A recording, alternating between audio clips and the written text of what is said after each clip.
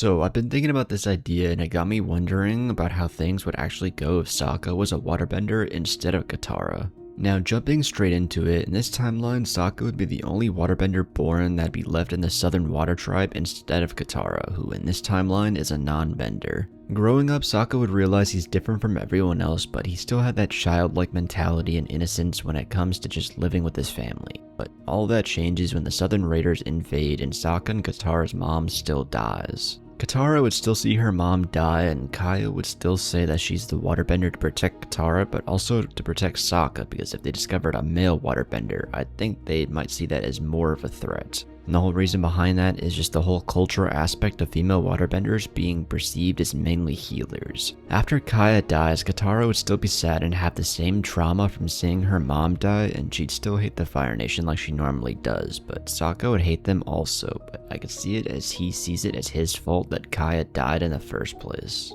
He'd see it as his fault that he wasn't strong enough to protect her, and he'd vow to never let that happen again. So he'd start training, or at least doing the best he could by himself and with what the Southern Water Tribe had available, while also training with their father, which means that he'd have much more skill in waterbending than Katara at the start of the series. However, he'd still be a bit of a beginner because he hasn't had a proper teacher, but since he's more dedicated with more time to training, he'd also be a better warrior and fighter than in the main timeline. Hakoda would still leave to go to war when Sokka's about 13, so he'd still be left to protect the village. Then would get to the events of the show, and Katara and Sokka would still discover Aang and the iceberg, and Sokka would still be cautious, but in the end, things play out the same until Zuko arrives. Sokka in the OG timeline challenged Zuko and got no diffed, but that doesn't happen here. He challenged Zuko and catch him off guard by waterbending an icicle at his chest, which Zuko would barely dodge. The banished prince would realize he's a bender and would take it more seriously, and the two would end up in a fight. It'd be fairly close for the start, with Sokka throwing everything at Zuko because this is what he's literally trained for, and Zuko and Iroh would see that this kid is trying to kill him. Right now though, Zuko is still a far better fighter, and Sokka would still get overpowered and outskilled. But he put up a long enough fight that Aang would arrive, and things play out the same, with Aang agreeing to go with Zuko in order to protect everyone. Things relatively go the same, and Sokka and Katara would still go find Appa to rescue Aang, and he still escapes. Instead of Katara waterbending though, it'd be Sokka freezing the Fire Nation soldiers and then glaring at Zuko as they flew off, and this would be the start of an intense rivalry that would go on for the entire story. Things continue the same pretty much up until the Kyoshi Island, where they'd still get captured and Sokka would still go through his arc of accepting that women can be warriors too, but here's where Katara actually wants to be useful. Because right now, she's kinda like the Sakura of the team. She'd start training alongside Sokka and the Kyoshi warriors, and even after they left would keep up her training and learning their fighting style, and would even start using fans. Sokka would still steal the waterbending scroll to learn more because he'd know he'd need to get stronger, and he also starts to teach Aang waterbending. But it'd be a more aggressive and straightforward style compared to Katara, who tried to ease him into it, and Aang would pick it up just as quick as the normal timeline. Along the way, every time Zuko confronted the team, not only would Aang fight him, but Sokka would as well. For example, in the waterbending scroll episode, however, also any time that Zuko tried to capture Aang, Sokka would fight him. And each time Zuko would see that Sokka is getting better and stronger. At first, Zuko sees him as just a water tribe peasant, but over time, Zuko would come to see Sokka as a good bender and even a worthy match, but he'd still be above him at this point. After this, the next major event would be Jet and Katara, who would be drawn closer to Jet since they're both non-benders and both lost people because of the Fire Nation. That being Katara with her mom and Jet with his parents. Sokka would see Jet as a red flag immediately because he'd be much more overprotective of Katara ever since he saw their mom's death as his fault. He'd try to convince her that he wasn't a good guy, but Katara wouldn't listen to him, but it'd be much more than originally. Jet still reveals himself, and when he asks Sokka to join him in destroying the village, deep down Sokka might consider it just because of their connection to the Fire Nation, but like normal, he'd push those thoughts out the way and Jet would be stopped. Things take a major turn once they get to Zhang though, because Aang would still mess around with firebending and he'd still end up burning Katara, but because since she's a non-bender, she can't heal her hands. And if Sokka could heal her, then he would and everything would be fine, but men in the water tribes aren't healers, and Sokka wouldn't be either, so Katara's hands stay burned and they'd end up being permanently scarred. This horrifies Aang and he'd never want to firebend again, but it'd be an even higher level of hatred for it than normal. Sokka though would damn near attack Aang at first, but would eventually forgive him, But in his mind, this would prove even more that just not the Fire Nation and firebenders, but firebending itself is dangerous. This would start to warp his personality a bit and see that the Fire Nation itself needs to be destroyed, but deep down that maybe the firebenders need to be exterminated just like the airbenders were. Things play out until they finally get to the Northern Water Tribe, and Sokka and Aang would train with Pakku without any problems since Katara wouldn't be training with them, and here's where Sokka's skill really starts to show. His style of bending and fighting would be much more versatile compared to Katara. In the OG timeline, he was pretty much the last airbender version of Usopp, and had incredible aim with his boomerang so that could translate into his bending abilities, and he'd have amazing long-range capabilities like shooting icicles or water shots at incredible speeds and accuracy. Due to training with his dad and the Kyoshi warriors, he'd also added mid and close quarters fighting. He could also be similar to Tonraq and try and overpower people with waterbending similar to like an earthbender punching with gauntlets made out of ice. Just not as strong since he's not as big and bulky as Tonraq is. And he could also be great with weapons, and after more training, Sokka would be able to make swords, spears, and any close range blade weapon out of ice. His overall fighting style could just make him a jack of all trades, which in reality would make him an incredible asset in any situation. Add to that with how smart Sokka is, as he's arguably top 5 smartest in the verse, and if he translated his skill with inventing or coming up with strategies and he instead puts that to use with coming up with different forms of fighting or improving his bending, could make him a nightmare against any opponent that he comes across. Sokka would still get close to Yue and Katara during this time, would try and find healers for her hands, but it would have been too long since Zhang and they'd be permanently scarred. But this would just cement the fact that she would never look like a normal person ever again, or at least in her eyes. But from this visit, the idea of healing would interest her, and even though she can't bend, Katara would still want to learn how to treat people, and this could lead her to becoming the group's doctor, so to speak, down the road, and she starts learning medicine, which would teach her first aid and also continuing her Kyoshi Island training. Now the Fire Nation would still attack the Northern Water Tribe, with Zhao doing what he normally does, and Sokka still kicked off the main attack force like in canon, and he's assigned to guard Yue. Zuko still kidnaps Aang, as Katara is much weaker in this timeline, and without bending, even with her Kyoshi warrior training, she's getting whooped by Zuko, who knocks her out fairly easily. Though when Sokka finds out Zuko hurt his sister and kidnapped Aang, he'd want to kill him. They'd search for Appa on Aang and would find him trying to escape, and seeing Zuko would cause Sokka to seethe in rage and let out all of it that was built up from the Fire Nation, and this is the first time Sokka would actually beat Zuko in a fight. It'd be nighttime as well, and in just a few moves, Zuko would be knocked out, and everyone saw him about to finish off Zuko. But Aang would tell him that's enough, and he'd put down the icicles over him reluctantly and go with them. From here on out, things go the same, with Zhao killing the Moon Spirit, Aang merging with the Ocean Spirit and destroying the Fire Nation ships, and Yue sacrificing herself to become the new Moon Spirit. This breaks Sokka even more, because now he's lost another person that he swore to protect, and all of this was again because of the Fire Nation, and at this point Sokka isn't the comedic relief. He's a damaged warrior with a building rage towards an invading force he wants to see destroyed.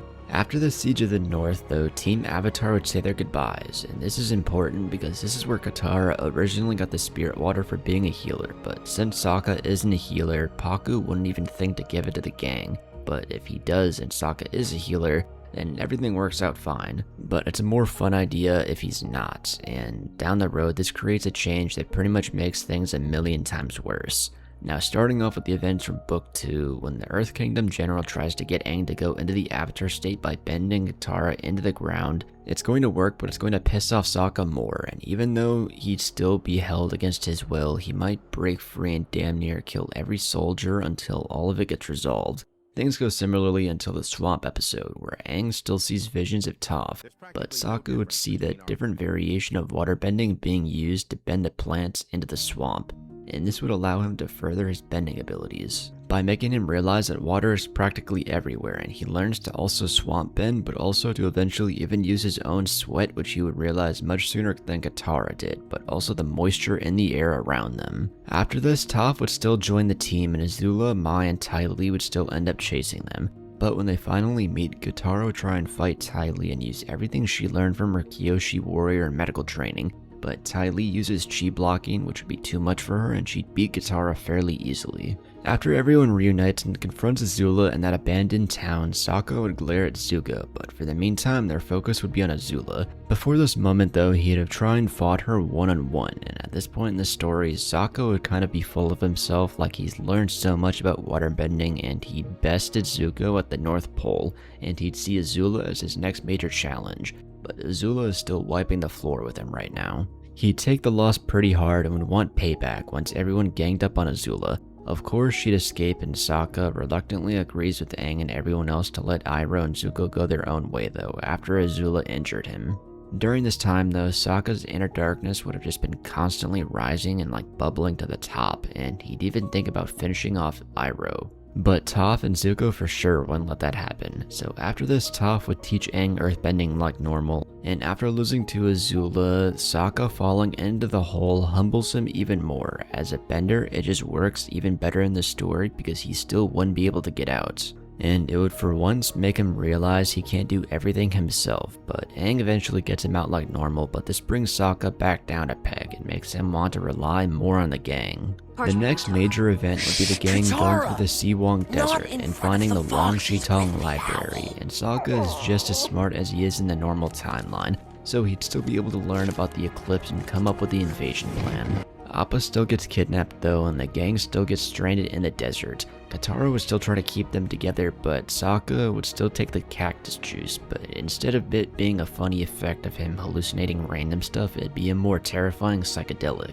In this timeline, Sokka is dealing with a lot more. During his trip, he would see Yue and remember that he failed to save her, but the most interesting aspect was that he would see his mom. But if you remember from book 3, Sokka tells Toph he doesn't remember what his mom looks like, or at least says that he's starting to forget it, and that he actually pictures Katara when he thinks about her. So instead of seeing Kaya, Sokka would see her, but her face would be blurred until he got close enough. And while he would watch her die and see it as his fault, once he got closer, the blurry face would vanish and it would be replaced by Katara's face, which would show his true fear of not being able to save his sister. And this would reinforce the fact that he needed to protect her no matter the cost. But the trip would wear off and the gang gets out of the desert. They'd still have to go through the Serpent's Pass, where Sokka would reunite with Suki and have another person he cares about and wants to protect, and he'd do the waterbending while they move through the pass. All the while, Katara during this time would have used her loss against Ty Lee as a lesson, and she learned the basics of chi blocking on her own from her medical training. During the drill though, Aang and Sokka would waterbend the beams down and Katara would fight Ty Lee again, and it'd be a struggle, but she'd barely come out on top. Aang still fights Azula, but they'd make it to Ba Sing Se. All the events after this are fairly the same, like everything with Jet, the Dai Li, Lake Laogai, finding Appa, and Azula taking over Ba Sing Se. But during the Crossroads of Destiny is where everything changes. Zuko and Katara would still be in the Crystal Catacombs and would still bond over losing their mothers. Meanwhile, Sokka and Toph would go to war in the Earth King, but would get confronted by Azula, Mai, and Ty Lee. Now here's the important question. Do you think Sokka and Toph could best Azula, who has the Earth King held hostage, along with Ty Lee and Mai, along with the Dai Li by their side? They'd stand a good chance, and if they do beat them somehow, this is the only way possible to avoid what comes next. But as of right now, they can't, especially if Azula jumps in and Ty Lee catches them off guard and she blocks them.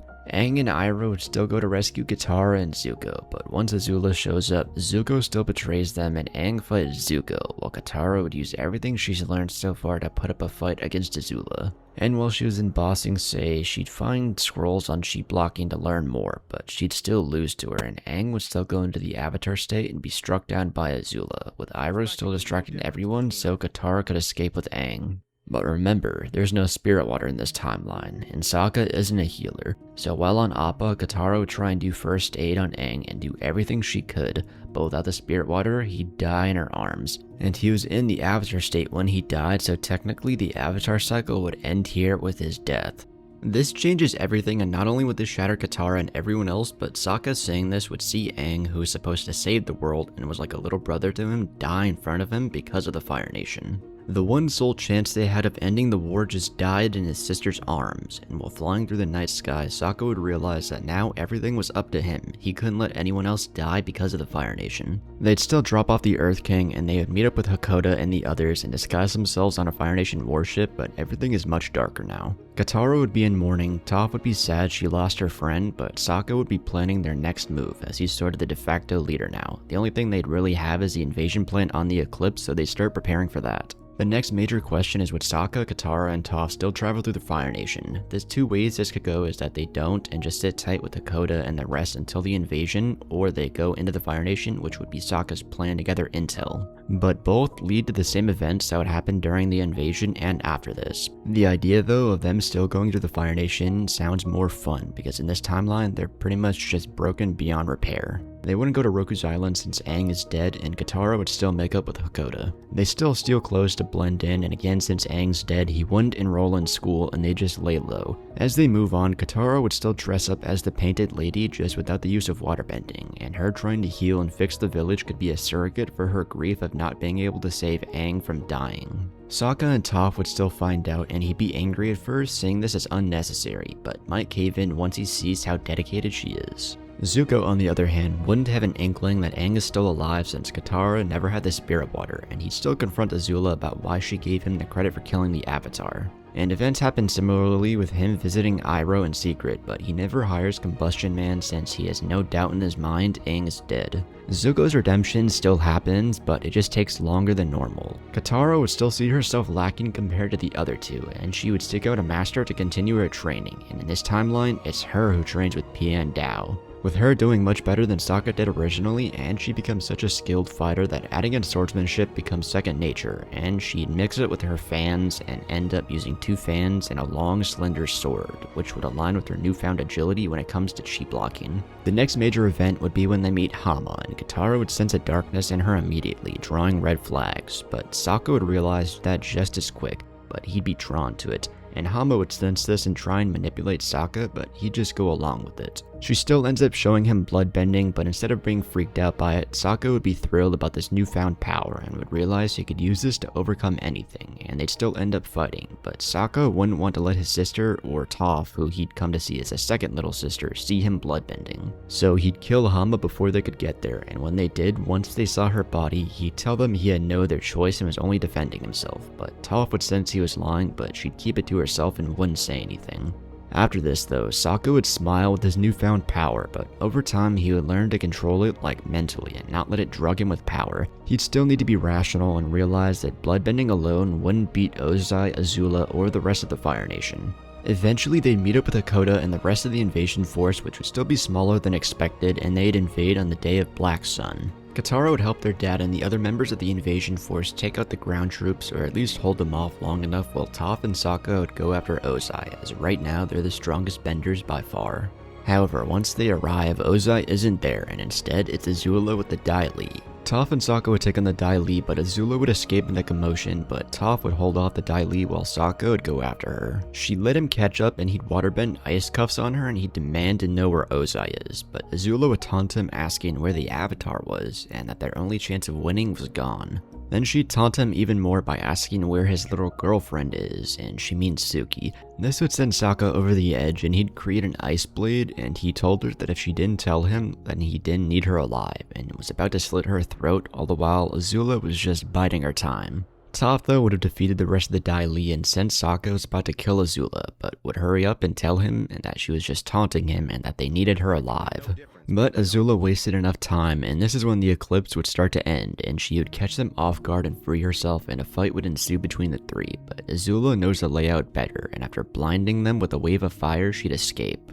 Sokka would be royally pissed and realize that this pretty much means they lost the war. Meanwhile, Zuko would be having a dilemma and it'd be a do-or-die situation at this point, and he'd already made up his mind when he confronted Ozai originally, but here's where he makes his final decision, and Zuko still has his redemption arc and betrays Ozai. He tells his father he's going to help the Fracture Team Avatar finish what the Avatar was meant to do. But since Aang is dead, Zuko could have the opportunity to finish off Ozai once and for all right now. And if he did, he could just get rid of Azula and that would make him the next Fire Lord. But that's only if we just throw his redemption arc out the window and he becomes the main antagonist instead of Ozai. It'd be a cool idea, but it just wouldn't happen in this timeline. The main path is the one where Zuko doesn't kill Ozai like in canon and redirects the lightning off to the side and escapes to go and find the team. Meanwhile, the invasion force would still get overrun like they normally do, and Hakoda would tell Katara and a few others to escape.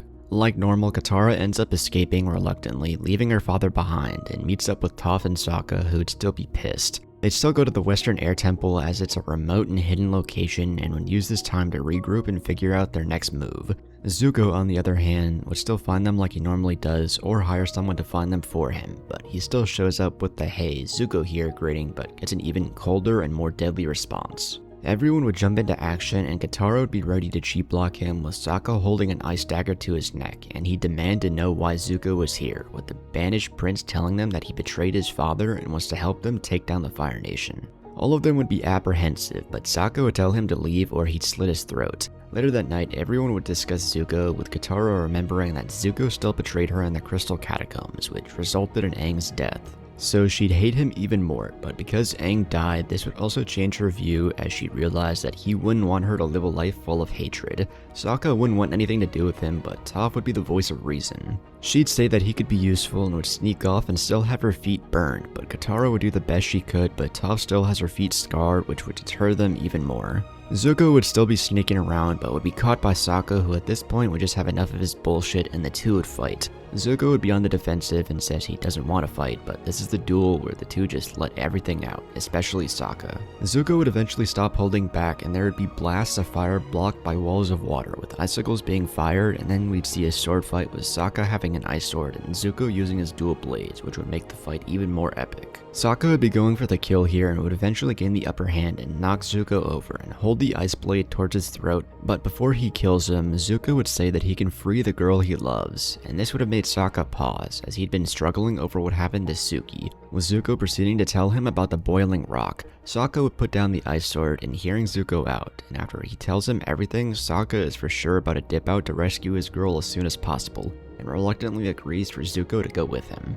The event of the boiling rock would happen, except Sokka can just waterbend across the lake for them to escape, but they still manage to free Suki and the others. This would start to convince Sokka that Zuko could be a useful asset, but the next person Zuko would help is Katara, and he'd help her find Yan-Ra, the guy who killed her and Sokka's mom, Kaya. They find him, but she still let him go because she'd want to follow what Aang would have done, and this would allow Sokka and Katara and the rest of the group to see that maybe Zuko has started to change. During this time though, Zuko would struggle to firebend, and since he isn't teaching Aang, this would have taken longer, but his reason for firebending, which was rage, would have been gone. He tells the group this and says he needs to find the original firebenders, that being the dragons, in order to get his firebending back. Sokka would still give him shit about it by saying that it'd be a good thing his bending is gone, but when Zuko was about to leave, Sokka would already be on Appa telling him to hurry up.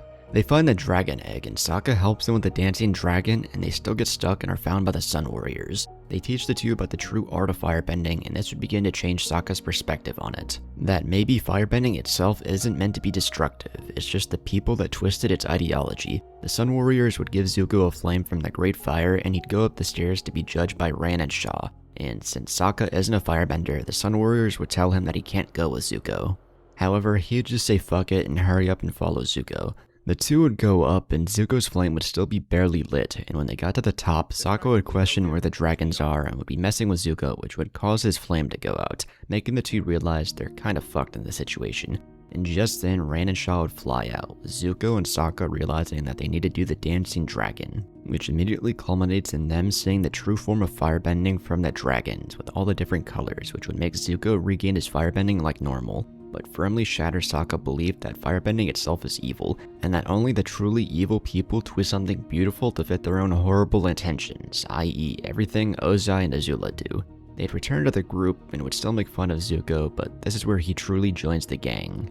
But as Sozin's comet approaches, Sokka would tell Zuko and everyone else that Aang was supposed to defeat Ozai by summer's end, and that the time is drawing closer, and that since the Avatar is gone, it's up to them to stop Ozai and save the world. Everyone would agree with this sentiment, and Zuko would say that meeting up with Iroh and the rest of the White Lotus, which he'd tell them about, would be their best move. Just at that moment though, a flag of Fire Nation airships and Azula would attack, and that group would be forced to split up, with Hakoda and the rest of the adults going one way while Sokka and the rest would escape on Appa. Zuko would have distracted Azula and would be saved like normal, but this is when they decide to go meet up with Iroh. He would still escape from prison and met up with the White Lotus, and Zuko still hires June to find his uncle, and this would cause them to reunite. The rest of Team Avatar would meet the White Lotus, and Iroh would be firm in telling them that it's pretty much just them, and that if they fail, then they'll most likely all die and Ozai will rule the world. Everyone understands the urgency, and eventually the day of the comet comes and everyone goes their respective routes. Zuko still goes to defeat Azula, and Katara still goes with him to finish what should have actually happened in the Crystal Catacombs.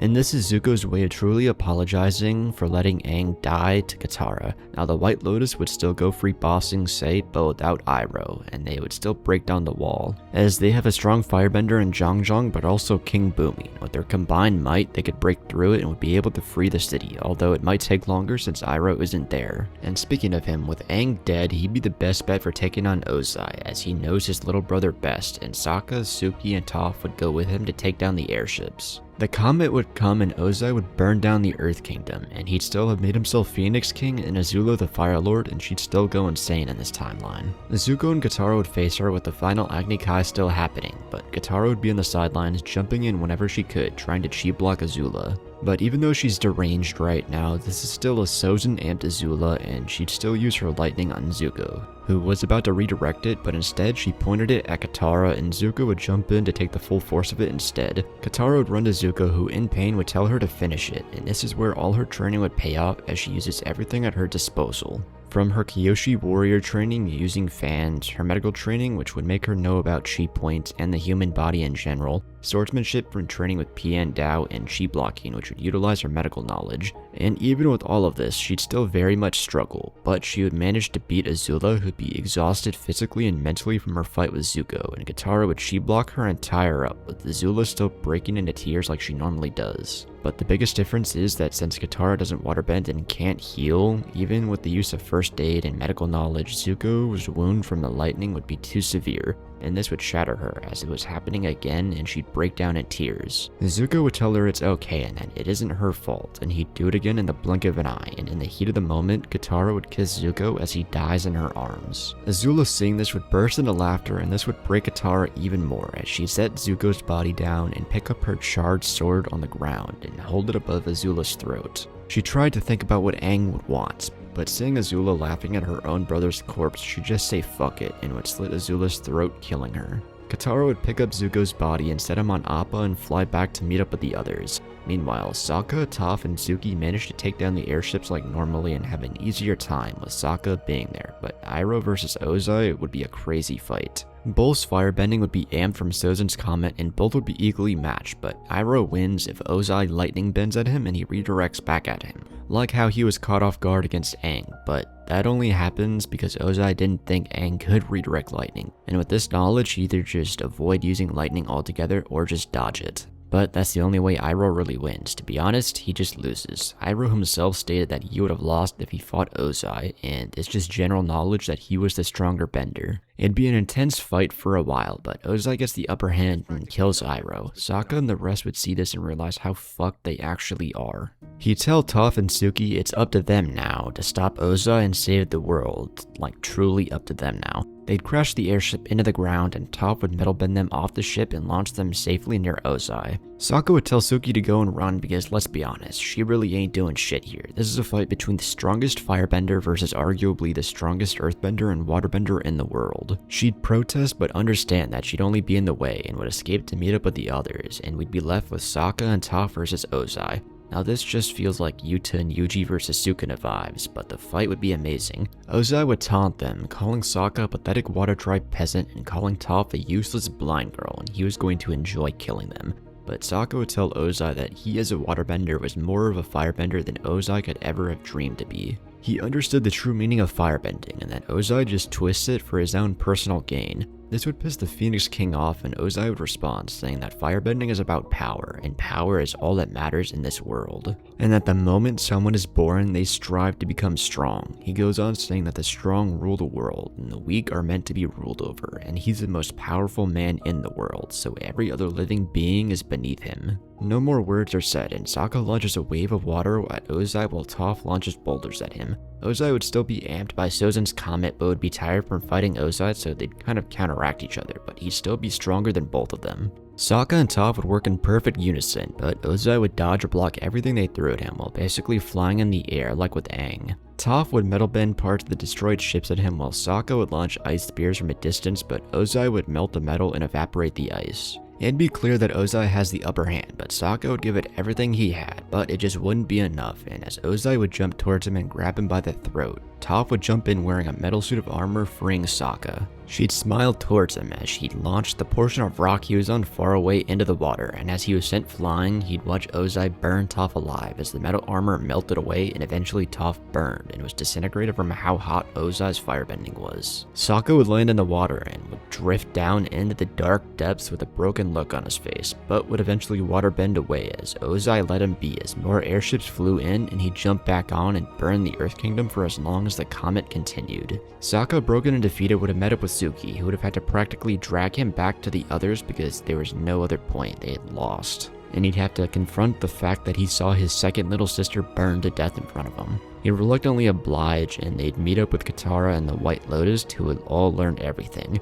Sokka would have found out Zuko was killed by Azula, but at least she was dead. It would have hurt him that Zuko, who he began to see as more of a brother figure and eventually even acknowledged as his best friend, would have died. But Katara would learn that not only was Iroh dead, but so was Toph, and that Ozai basically won. However, at least the remaining members of the White Lotus freed Ba Sing Se. That one small victory would allow the survivors to keep going. Because of this, the Fire Nation would pretty much take over the world, and Ozai would continue to rule it as Phoenix King. But with most of the Earth Kingdom destroyed, Ba Sing Se with Sokka, Suki, Katara, and the White Lotus would become the last line of defense. And they'd begin a rebellion against the Fire Nation, but before they could go north, Ozai, wanting to cement his rule, would finally go to the North Pole himself and would lead the attack and destroy the Northern Water Tribe. He'd have learned both Zuko and Azula were dead, but to be honest, he could really care less, as like Omni-Man, he says he could always start again. What's 17 more years? At this point, multiple years would pass with the rebellion basically using guerrilla warfare tactics against the Fire Nation, but it'd be a losing battle. During this time, it depends on how old you think King Bumi could have lived for, but if more than a decade passed, then he dies of old age. During this time, Sokka and Suki would have gotten married and have a kid on the way, and all this time, Sokka would have tried to find ways to get Ozai, but since he's the ruler of the world, it would have been hard. But thanks to Zhang and Pian Dao having connections in the Fire Nation, this could allow them the chance they need. It would have been a long road, but the rebellion would launch one last-ditch effort to attack the royal palace, and Sokka would tell them to do it during a full moon. A pregnant Suki would want to go with him, but she'd reluctantly agree to stay behind. And with this, Sokka, Katara, Hakoda, who would have rejoined with his children, the remaining White Lotus members, and their other allies who would have lived long enough would join in the attack, like the StormVenders, Haru, Mai, Ty Lee, and many others. It'd catch the Fire Nation off guard, but it'd be similar to the Day of Black Sun, and many people die here. Though the Fire Nation was caught off guard, they still put up a good fight, and the StormVenders, Haru, many other side characters are dying here. Mai, Ty Lee, and Katara would be a deadly trio, but due to the sheer number of Fire Nation soldiers, they'd split up, and Katara would join with her father, who'd be older and a bit slower, and would have saved Katara from an explosion, but would die in the process, and goddamn, I swear, she goes through it in this timeline, watching everyone she cares about die in front of her. The shock from the blast would have made her dizzy, but she'd mentally prepared herself for something like this. But she'd still be saddened and rattled by her dad's death, but she knew she had to press forward, and as she did, she'd also see the bodies of Mai and Ty Lee. The surviving members of the White Lotus would be a massive help, but Zhang and Pakku would be getting overwhelmed, and since Pian Dao isn't a bender, even though he's a master swordsman, he'd get surrounded and die in the process, but take down as many enemies as possible. Sokka's sole purpose in all of this was to stop Ozai, and he did this during a full moon for one reason alone. He'd make his way through the palace, bloodbending any guard or soldier in sight, easily taking them out, and finally he'd make his way to the throne room, where he'd confront Ozai, who would be furious.